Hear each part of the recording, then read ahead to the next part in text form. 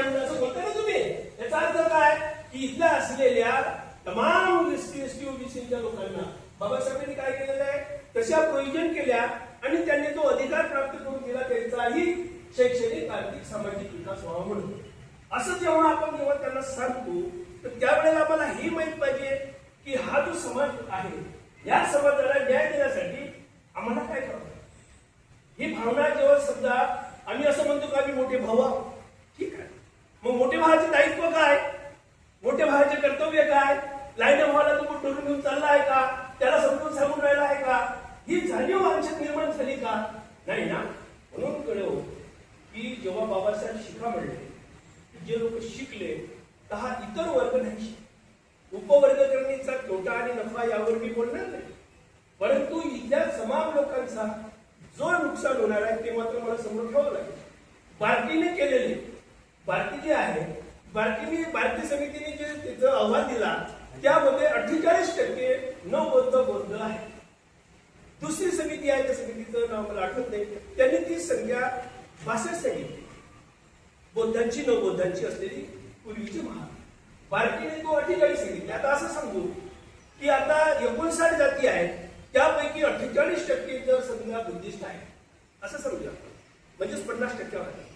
आता समजा 10 जागा कलेक्टरचा आहे, आपल्याला समजून सांगायला लागतं की 10 जागा कलेक्टरचा आहे, असं समजा की तुम्ही 48% असल्यामुळे 5 तुम्हाला मिळाल्या, 5 उरल्या, 5 जागा उरल्या. आता 5 जागा उरल्या तर त्या 58% डिवाइड होईल. आता एबीसीडी जे होईल ते 58 मध्ये जाईल. आता हे जे 5 जागा आहेत यासाठी युपीएससी, कलेक्टरच्या साठी युपीएससी ची पहिली प्रिलिमिनरी, त्यानंतर मेन नंतर ओरल नंतर तुमची, या सगळ्या जर झाल्या या प्रोसेस या बौद्ध कम्युनिटीने पूर्ण केल्या. त्याला क्वालिफिकेशन युजी पीजी लागेल, ते आज झाले त्यांच्याकडे.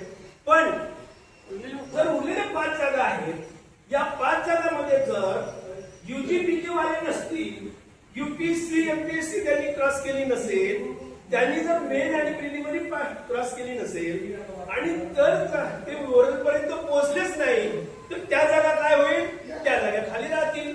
कारण की यांच्या तर भेटलेल्या आहेत त्यांना, यांच्या 5 जागा खाली राहतील. यामध्ये ती जी जागा आहे त्या खाली याच्यासाठी आजपर्यंत राहिल्या आणि राहतील, कारण की त्यांच्यावर दावा कोणाचा राहील, यायचा राहील. बरोबर आहे, यायचा दावा तर संपलाय, यांनी ते घेतल्या. ज्या वेळेला मला आठवते मी जेव्हा 26 ला लागलो 83 ला, त्यावेळेला ज्या शाळा होत्या आपल्या शाळेत नसतील आहे ना, त्यावेळेला जाहिरात जेव्हा निघायची ती एसटीचा कॅन्डिडेट डिमांड राहायची. एसटीची जेव्हा डिमांड राहायची त्यावेळेला सर किती असं लिहायचं की नॉट सुटेबल कॅन्डिडेट.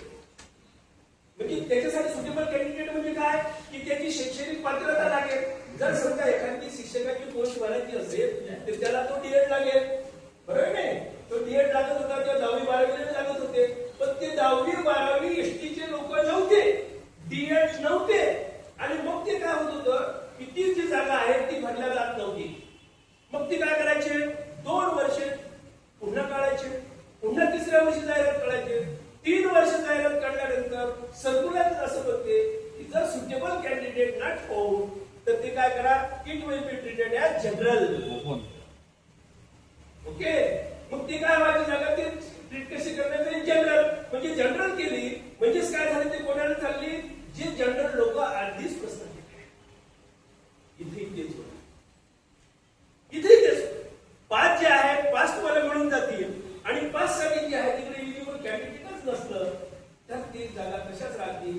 हे लोक जे आहेत ही षडयंत्र यासाठी आहे की तुम्ही जाळा सापडले, हे जाळं फेकलेलं आहे, हे आरएसएसचं जाळं आहे म्हणून बाबासाहेबांचं, मी तुम्हाला भाषण सांगतो, बाबासाहेबांचं भाषण जे प्रसिद्ध झालं नाही, जे बाबासाहेबांचं 15 मे 1936चं जे भाषण बाबासाहेबांना देता आलं नाही, त्यांना तिथे जात पात तोडक मंडळ जे होतं, लाहोर हे त्यावेळेला भारतात स्वातंत्र्य मिळत होतं म्हणून अफगाणिस्तान, पाकिस्तान, बांगलादेश हे सगळं भारताचे सगळं जम्मू एकच होतं. त्यावेळेला लाहोर येथे जातपात तोडक मंडळ होतं. ते जातपात तोडक मंडळाचं काम असं होतं की आम्ही काय करणार, भंडारे करणार, तिथे कोणत्याही जातीचे लोक या, कोणी या, आणि तिथे जेवण करा, सामूहिक आम्हाला जात तोडायची आहे. त्यांचं असे म्हणणं होतं की ज्या मुली आहेत त्या मुली आंतरजातीय विवाह करा, असं त्यांचं काम सुरू होतं आणि ते करत. मग त्यांचं अनेक वर्षाचं ते चालू असलेलं कार्य. म्हणून आता या वर्षीच्या अधिवेशनाला कोणाला बोलावून बाबासाहेबांना आमंत्रित करण्यात आलं. मग बाबासाहेबांना आमंत्रित जेव्हा केलं, बाबासाहेब म्हणले की तुमचं जे कार्य फार चांगलं आहे आणि मला जर इथल्या व्यवस्थेच्या विरोधात तिथे तुमच्या समोर जर मला बोलायला लागत असेल तर मग तर फारच चांगली बाबा तुम्ही सोबत आहेत. आपण सोबत दिल्यानंतर या देशातले जातपात तेवढं तुमचं जे आहे आपलं चांगलं होईल. म्हणजे आपण जे करतोय इथे विविध संघटनाचे जे लोक बसलेले आहोत, आपण जर एकत्रित सगळं जर काम केलं तर फार चांगलं होईल. आता बाबासाहेबांचं झालं तसं आपलं होते काय हे आता प्रश्न आहे की आपलं तर योग्य दिशेने जाते की अयोग्य दिशेने जाते. आपल्याला जर नेता, आपला जर मी नेता नाही, जर आपल्याला नेता पाहिजे असेल तर आपला नेता फक्त आणि फक्त बाबासाहेब, एकच नेता बाबासाहेब. आणि मार्गदर्शन जर पाहिजे असेल तर मार्गदर्शन कोण करणार? मी नाही किंवा अन्य कोणी नाही. कोण करणार मार्गदर्शन? बाबासाहेबांचा संविधान. वो तयार है, जाओ उसकी तरफ जाओ, पढ़ो, उसने पूरा मार्गदर्शन किया. कुठं काही होऊ द्या, काही झालं ते तुम्हाला मी वाचू शकत नाही, पण संविधान वाचू शकत. तुम्ही पण माहित पाहिजे, त्याच्यासाठी तुमची तयारी लागेल, वाचन लागेल. म्हणून ज्या वेळेला तिथे बाबासाहेबांना बोलवण्यात आलं, बाबासाहेबांना बोलवण्यात आल्यानंतर त्याचा जागतिक तोडक मंडळाचा अध्यक्ष होता हर भगवान. तो हर भगवान बाबासाहेब म्हणतात की बाबासाहेब तुम्ही आमचं अध्यक्षपदी स्वीकारा. बाबासाहेबांनी ते स्वीकारलं आणि त्यानंतर बाबासाहेबांनी म्हणतात की साहेब आता असं करा, तुमचं जे भाषण आहे ते प्रसिद्ध करावं लागतं.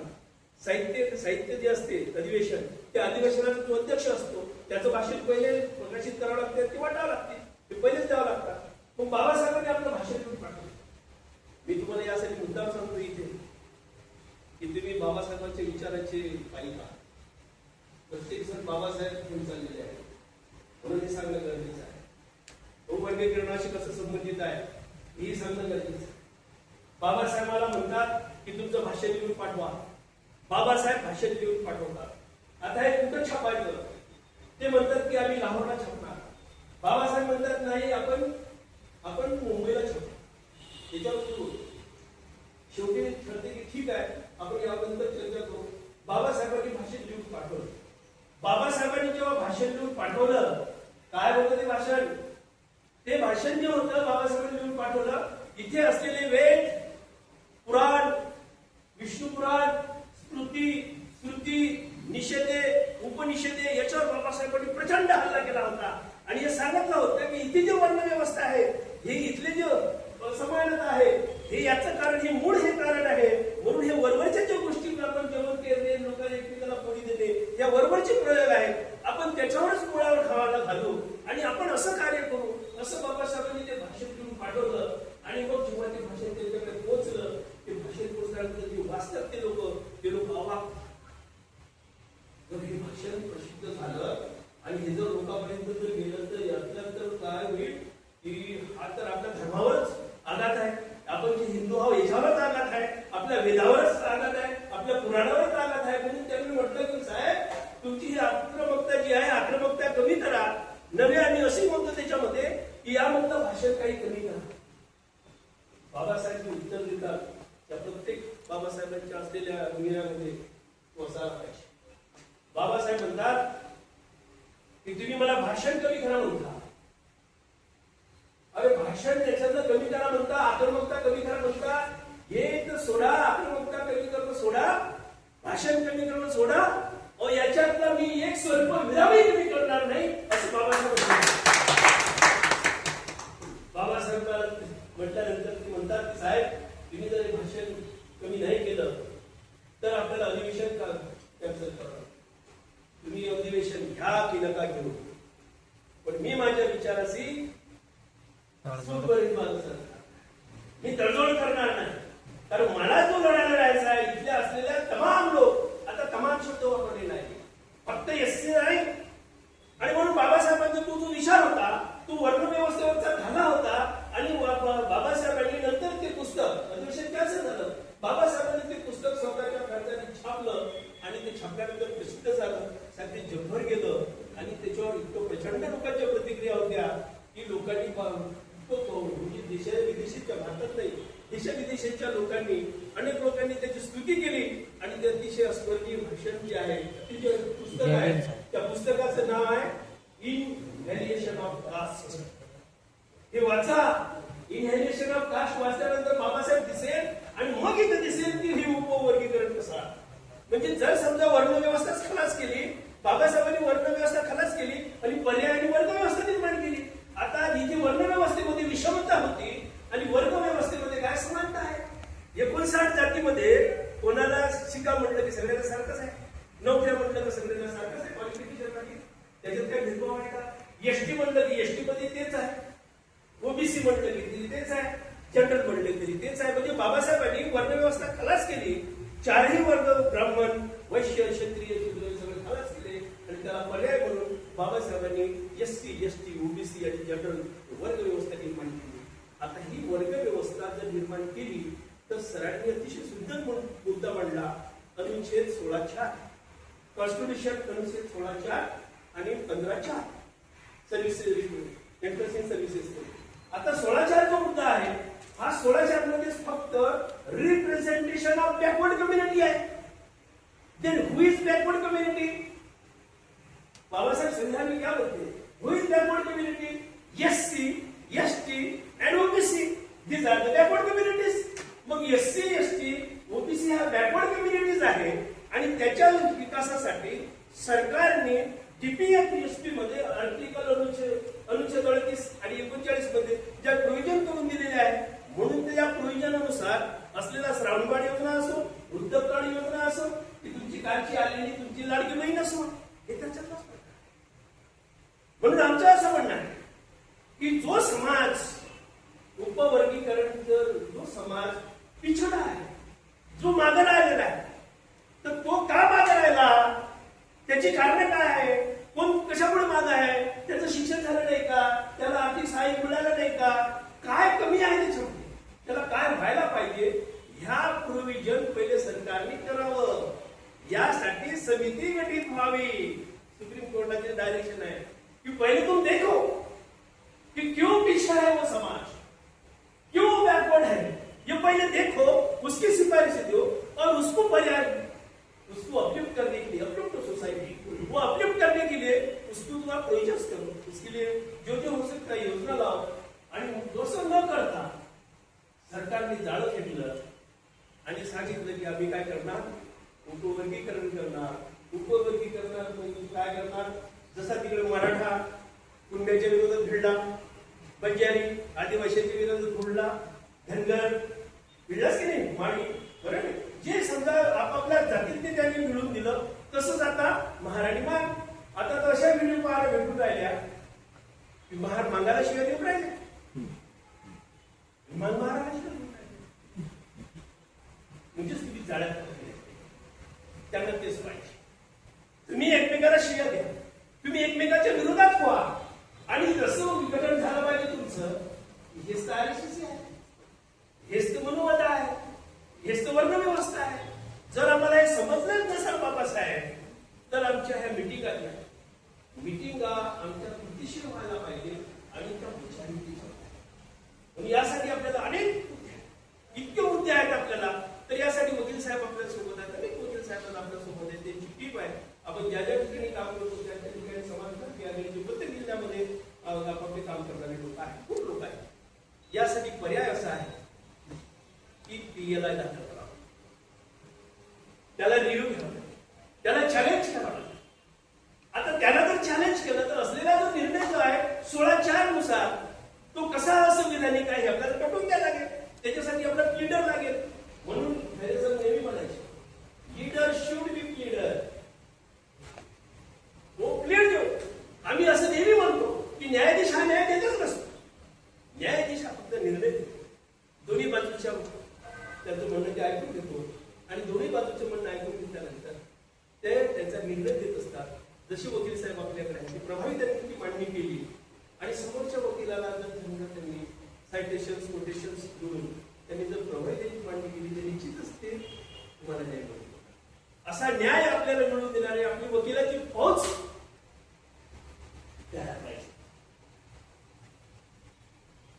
त्यांच्याकडे पैसा आहे, गळगतचा पैसा आहे, त्यांनी किमान नका तुम्ही मिटिंगला येऊ, आम्ही तुम्हाला शिक्के मारले, आम्ही तुमच्यावर विश्वास टाकला, किमान एक क्लिअर करा. मी पुन्हा असे म्हणत असतो की जेव्हा काही प्रकरण होतात तुम्ही निवेदन तहसीलदाराला देता. मी थोडंसं वेगळं बोलतो की समजा काही झालं की निवेदन तहसील, शेतकऱ्यांची आत्महत्या झाली आणि सगळं कर्जमाफी करा, निवेदन कोणाला? तहसीलदाराला. आत्महत्या झाली, निवेदन कोणाला? तहसीलदाराला. त्याचा आणि त्या कर्जमाफीचा तहसीलदाराचा काय संबंध आहे? काय संबंध आहे? क्यों निवेदन दे रहे हो उसको? तो काय संबंध आहे? अरे ज्याला तुम्ही शिक्के मारले, ज्याला तुम्ही व्हाईस दिला, मग ती संसद असो की विधानसभा असो, ज्या ठिकाणी बोलण्याचा तुम्ही ज्यांना अधिकार दिलेला आहे कि जाओ ये मेरा सिक्का, आप वहां जाओ और हमारे लिए ऐसी योजना बनाओ, ऐसे कायदे बनाओ कि ताकि हमारा जल का विकास हो सके. अरे शेतकऱ्याला जर कर्जमाफी पाहिजे तर हा व्हाईस कुठे पाहिजे? त्या संसदमध्ये पाहिजे ना. देशाचा असेल तर संसदमध्ये लागेल, आणि जर समजा महाराष्ट्रात असेल तर विधान तो बोलेल ना की तिथे जर मुद्दा मांडला तरच दखल होईल ना. तहसीलदार मुद्दा मांडले काय? तहसीलदार हा पोस्टमन आहे. तो कोण आहे? तो तुमचं निवेदन घेते, तुमच्यासोबत फोटो घेते आणि तू कुठं टाकते, पाठवते, याची काही फक्त खुफियावाले सांगतात की या ठिकाणी असं असं झालेलं आहे, दखल गृहमंत्र्यांची जाते. पण निर्णय, action, who will take action, action कोण घेते? ती असलेली आमची विधानसभेने घ्यायला पाहिजे. त्या विधानसभेमध्ये मग तुम्ही काय करायला पाहिजे? आहे ना आमची वडोदरा वानखळी इथं माफ करा, कार्यकर्ते असतील माफ करा. जर समजा तुमचे प्रश्न आहे, बौद्धगयाचा प्रश्न आहे, बौद्धगयाचा प्रश्न आहे की नाही, सेंटरचा प्रश्न आहे, बौद्धांचा स्वतंत्र लॉ, पर्सनल मुद्दा जो तुम्ही मांडलेला आहे, कोणाचा मुद्दा आहे? तो सेंटरचा मुद्दा आहे. हा कुठे मांडावा लागेल आपल्याला? हा संसदमध्ये मांडावा लागेल. आणि संसदमध्ये जर मांडला तर त्याला न्याय. जर समजा तुम्ही तो संसद तिकडे जर तहसीलदार कलेक्टरला त्याचा नमूचे काढसाल नको किंवा दोन राहून. आता याचा अर्थ असाही नाही की आपण आंदोलन करू नये, आंदोलन करावं लागतं. सरकार दोन ठिकाणी दबते सरकार. एक कायद्याला भीती, दुसरं जनतेला भीती. आणि मग बाबासाहेबांना एक भीती होती जेव्हा संविधान लिहिलं की आपण नेहमी सांगतो 4 पिलर ऑफ कॉन्स्टिट्यूशन. संविधानाचे 4 स्तंभ जे आहेत, शासन, प्रशासन, ज्युडिशियरी, साहेब ज्युडिशियरी आणि प्रेस मीडिया. आता शासनामध्ये आपले लोक जाणार नाही हे बाबासाहेबांना तेव्हाही माहिती होतं, कारण आपण म्हणून तर आपल्याला जो पुणे करार होता, 2 मताचा अधिकार होता, तोही काढून घेतला. आता एकच राहिला तर तिथं आता बाबासाहेबांना करून चुकलं का? आता तर नाहीच नाही.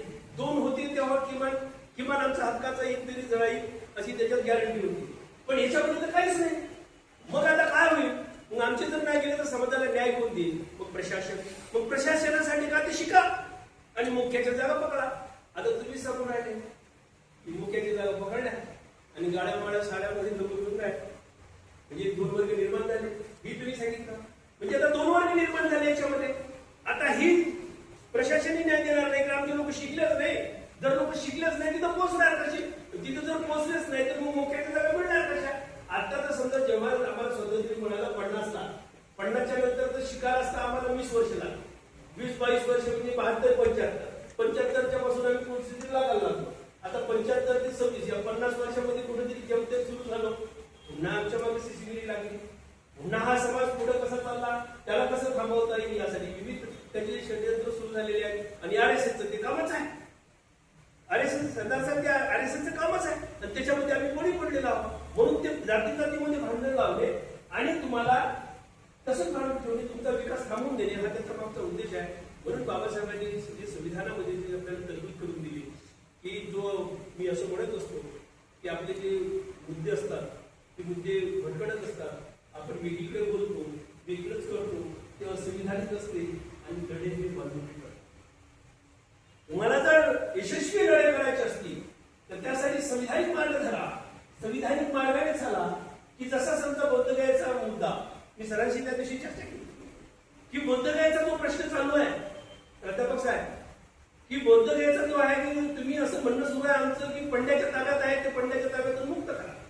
दुसरं असं म्हणणं सुरू आहे आमचं की ते बीटी ऍक्ट जो 1949चा आहे तो रद्द करा. हे दोन जे मुद्दे घेऊन चाललेले आहेत. आमचं समाज क्रांती आघाडीचं असं म्हणणं आहे की दोन्ही मुद्दे वाढवून घ्या. यासाठी वाढवून काय असं म्हणतो की बीटी ऍक्ट जो आहे हा बीटी ऍक्ट 1949चा आहे. 1 जून 1949ला त्यांनी ठराव घेतला. 1 जुलै 1949ला त्याची अंमलबजावणी झाली. 49चा कायदा. दुसरी पंड्याच्या ताब्यात आहे म्हणतात. आता पंड्याच्या ताब्यात आहे असं म्हणतात तर जर समजा इथे एखादं मंदिर आहे बाजूचं, तिथे तुम्हाला कोणी मनाई करते की यायला नाही करत ना. तुम्ही जर तुमच्या बौद्ध विहारामध्ये मनाई करू शकता का? जर लोक येत असतील आणि पूजा करत असतील तर त्याला म्हणू शकत नाही. मग पंड्याच्या ताब्यात कसं आहे ते? हा मुद्दा प्रश्न येतो. कारण तिथे जी कमिटी आहे